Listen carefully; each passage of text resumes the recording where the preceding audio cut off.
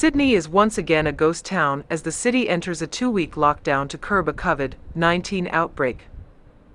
The city's central business district is almost empty, with only a few people spotted doing essential activities.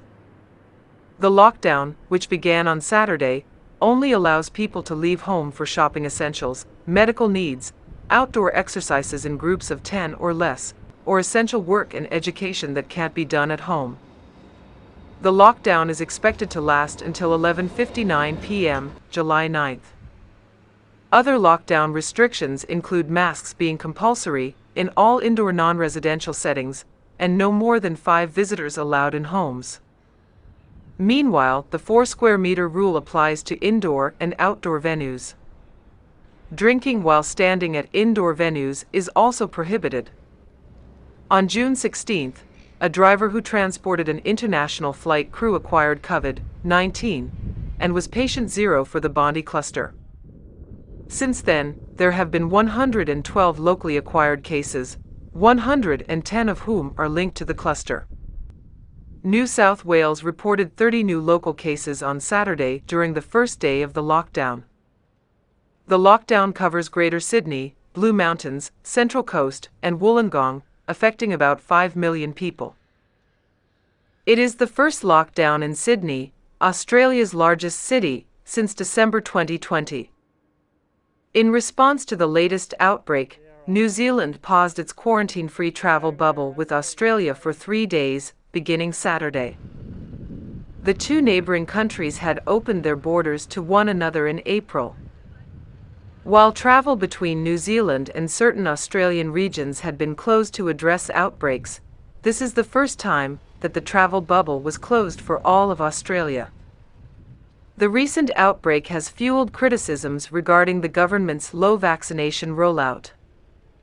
Just over 3% of the adult population are fully vaccinated in Australia. About 25% has received the first dose. Bakery operator Chris Krickitos notes how businesses have been trying to get back on track since the 2020 lockdowns. Really bad case of deja vu. Yeah. We've been struggling trying to get it back from the lockdowns of last year because this area is always subject to tourism, both domestic and foreign. So today just feels like another kick while you're slowly getting up. So yeah, pretty bad, pretty miserable, pretty depressing. We've been in this area for almost 40 years. Never had anything like this.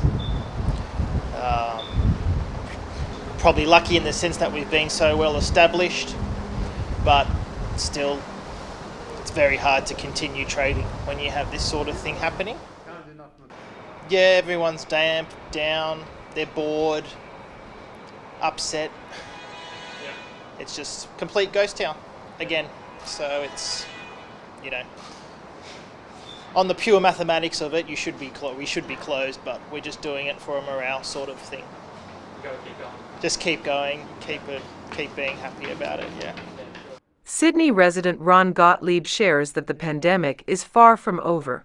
A few months on a bad day in Australia, we had 5 or 10 cases in a country of 25 million, and you look overseas and they're in the thousands. So we have been really blessed, and it just shows that this is not over by any stretch of the imagination.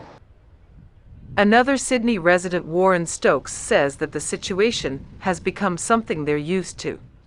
So, sort of used to it again. Yep. I actually started wearing a mask probably 2 weeks ago. Yep. Just walking around anyway and into shops. Just another level of caution. So it's something we're all pretty much used to.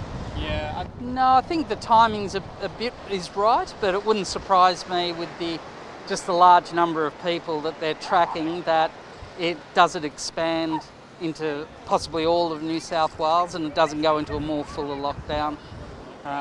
It's just it's based on the fact of the numbers, and also that this Delta strain is much more highly infectious. Sydney resident Janie Shainfeld admits that she got her first vaccine shot because she feels rollout has been slow.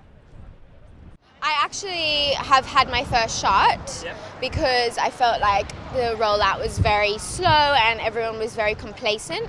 So I'm just like ready to get the ball rolling, like if it's going to lower the risk of maybe not spread, but just like the symptoms. Really want to travel, move freely. I think the unknown is actually the biggest thing, like the fear of the unknown, like when is this going to end? Like I think if we had like an idea, which is impossible, it would just make things a little bit more bearable, but yeah. You are watching The Independent Singapore.